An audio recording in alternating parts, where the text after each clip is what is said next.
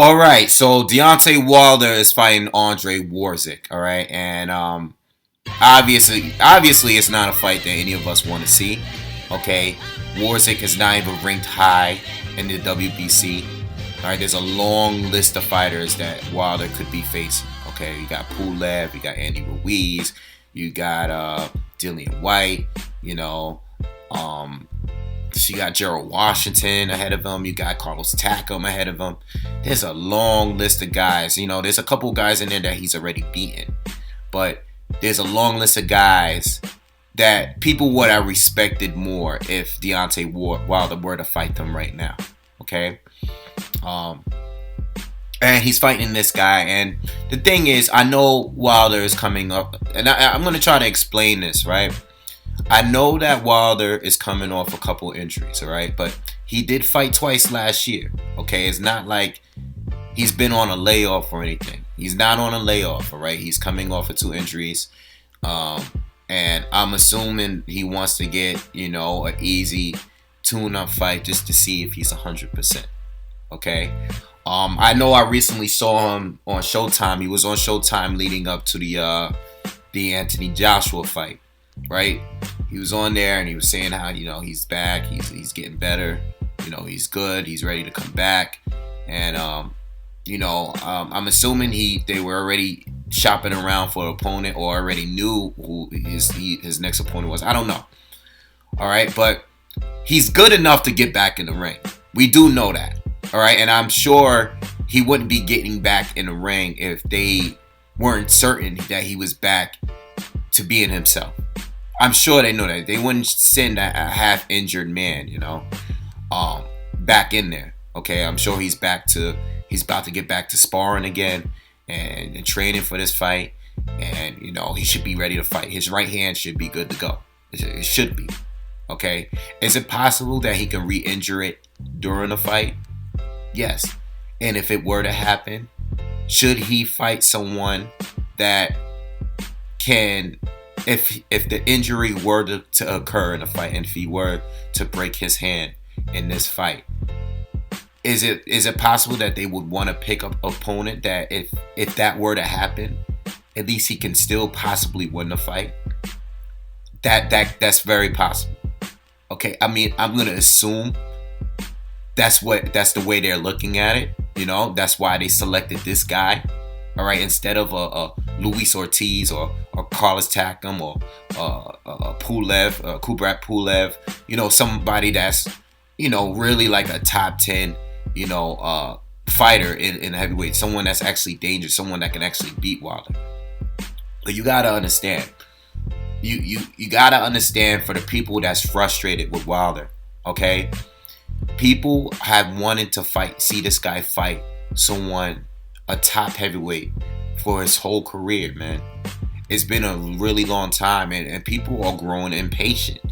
They want to see him fight someone really good. And I know Povetkin screwed that up. All right? Povetkin, the Maldonium thing, he pulled out of the fight.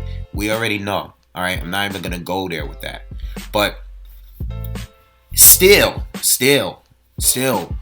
it doesn't take away from the fact that people want to see him fight someone really good. Okay? And then there's guys that have, you know, they haven't even been boxing as long professionally, all right? They're still in the teens as far as wins. You got guys like Anthony Joshua and Joseph Parker getting titles, all right, and fighting someone bigger, better than anyone that Wilder has faced, you know, because Parker wanted this fight. All right, and you know he wants a big fight. He fought Andy Ruiz. Okay, he just fought Andy Ruiz. He fought Carlos Takam. Both of those guys are arguably, especially Takam, because Takam been around. All right, you can at least say Takam is arguably better than anyone Wilder has faced. You could make a very strong argument that Takam is better than anybody Wilder has faced, including Stavern and Spilka. All right, you gotta remember, it hasn't been that long since Wilder was on his 31st fight with 31 knockouts. just fighting Malik Scott. You feel me? Malik Scott at that very point, like at that moment, was by far the best fighter that Wilder has faced. I think on his 30th fight he fought Nikolai Further. You know, like, he fought Oldie Harrison before that. After Oldie Harrison already has been getting knocked out. Come on, like, guys want to see, people want to see him fight someone really good. And you wonder why there's people in America that just still don't even know who he is. You know, there's a lot of people that don't know who Deontay Wilder is here. You know? People are frustrated. You got to understand. I understand coming off of an injury. Trust me, I do. Because if it was anybody else, people would get a pass for it. Right? They're coming off an injury. They want to see if they're back at 100%. Fine. Cool. Okay? But there's been years and years of Wilder fighting this quality of opponents. It's been a long time, and people are frustrated. You can't blame the people that's frustrated because he's fighting Wawrzyk. Like, who? You know, there's people that still want to see if he's really an elite heavyweight. People still question his boxing ability. Okay? You know, I know he fought Stavern. People don't even respect the guys he fought after Stavern. You know, I think the guys he fought were solid that he fought after Stavern. All right? I thought the guys he fought, Molina, Duopa, you know, he fought, who else he fought? Well, Stavern, the thing about Stavern, and that's another thing. He fought Stavern, right? But outside of Chris Arreola, who is no longer relevant in the heavyweight division, he's no longer, and he hasn't been in quite some time. All right. Stavern won the title after he already beat him up. Stavern already beat Arreola up. He already beat him up. And then he went back and beat him up even more and won earlier. Okay? Outside of that, Stavern did not fight anyone. So Wilder went in there and beat Stavern up, all right? It was a good performance. I mean, he clearly won that fight. All right? Then he had a few matches. People wanted to see him fight Povetkin. All right? He fight Spilka, which was, I guess, his second or first hardest opponent. I mean, he couldn't even debate who's better between Spilka and Stavern. You know, who's better? I mean, their resumes are pretty equal in my opinion. You know, but Stavern clearly was his best opponent. Clearly, it was. I mean, his toughest fight, but not best opponent, but his toughest fight. Spilka was definitely Wilder's toughest fight. Wilder was losing rounds. Okay, early.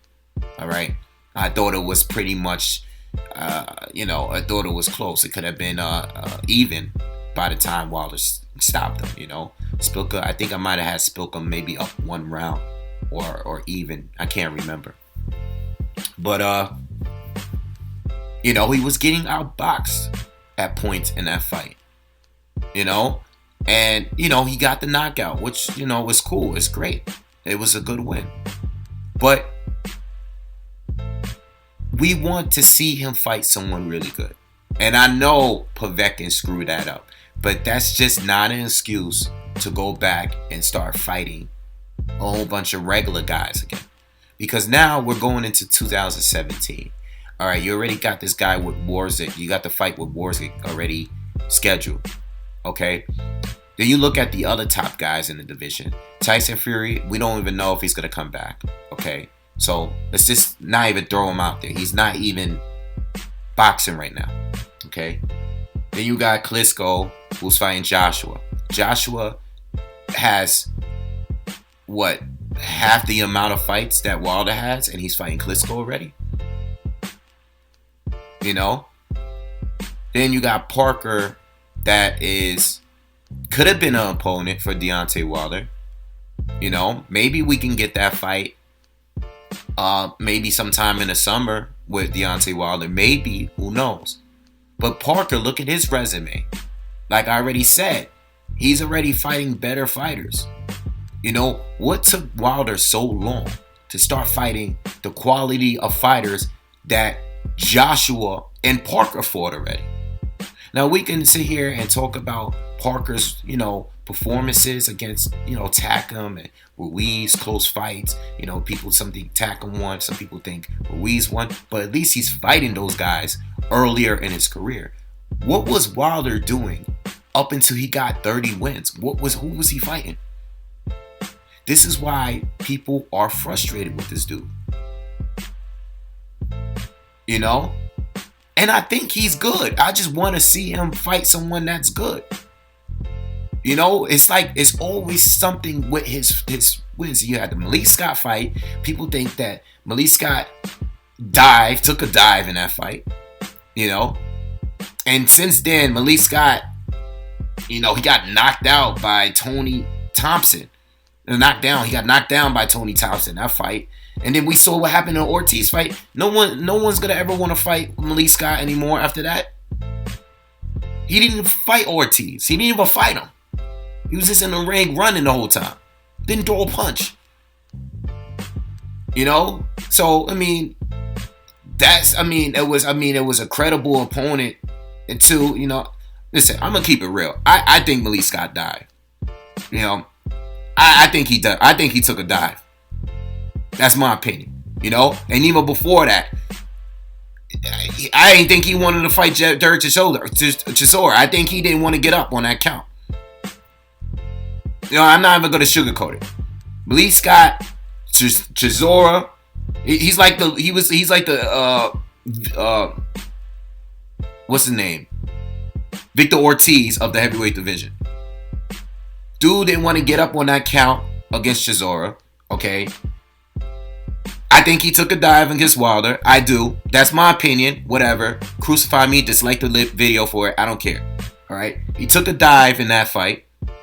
All right. And he fought Ortiz and gave us one of the worst fights that we had in 2016. If not the worst. Probably the worst. Okay. That's Malik Scott.